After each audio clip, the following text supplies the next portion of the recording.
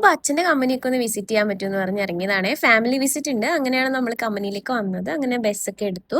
നേരെ അച്ഛൻ്റെ ഒപ്പം കമ്പനി വന്നു. ഇതാണ് കമ്പനി. ഇവിടെ വന്ന് ഓഫീസിൽ അച്ഛൻ്റെ ഒപ്പം ഇരിക്കുകയായിരുന്നു. അപ്പോൾ ഞാൻ കരുതി കുറച്ച് നേരം എനിക്ക് എന്തെങ്കിലും ചെയ്യാനുള്ളത് ലാപ്പിൽ ചെയ്തുകൊണ്ടിരിക്കാമല്ലോ എന്ന് കരുതി ഞാൻ അതൊക്കെ ചെയ്തിങ്ങനെ ഇരുന്നു. അപ്പോഴത്തേക്ക് ചായ കൊണ്ടുവന്നു. പിന്നെ ചായയൊക്കെ കുടിച്ചു.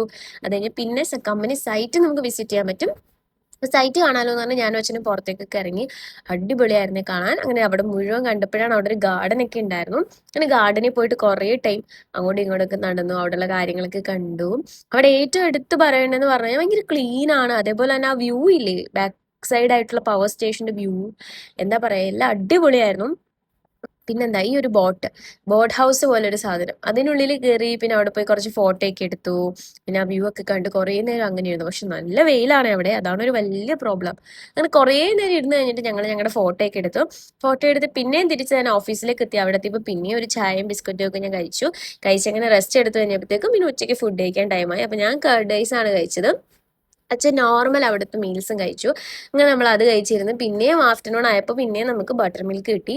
അതും കുടിച്ചിട്ട് അവിടെ ഇങ്ങനെ ഇരുന്നപ്പോഴത്തേക്കും എഗെയിൻ ഒന്നും കൂടി കമ്പനി ബാക്കി പോർഷൻസ് വിസിറ്റ് ചെയ്യാലോ എന്ന് കരുതി ഇങ്ങനെ ഇറങ്ങി. അവിടെയൊക്കെ കണ്ട് തിരിച്ച് ഈവനിങ് ആയപ്പോൾ നേരെ വീട്ടിലേക്ക് പോയി. കമ്പനി ബസ്സിൽ തന്നെ നമ്മൾ തിരിച്ച് പാതി വഴി ഡ്രോപ്പ് ചെയ്യും. പിന്നെ അവിടെ നമ്മൾ നമ്മുടെ വണ്ടിയിൽ നമ്മുടെ അപ്പാർട്ട്മെന്റിലെത്തി. അപ്പം അത്രേ ഉള്ളൂ.